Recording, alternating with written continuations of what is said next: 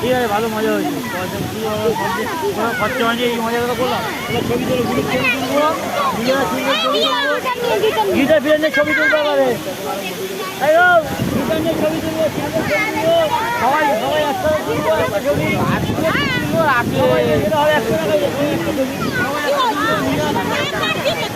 কথা বলছি ওইখানে তুলবো না, চলো দারুন কোনো চাপ নেই, সবাই নিয়ে তুলবো কি আছে। আরে এইটাই থাকবে,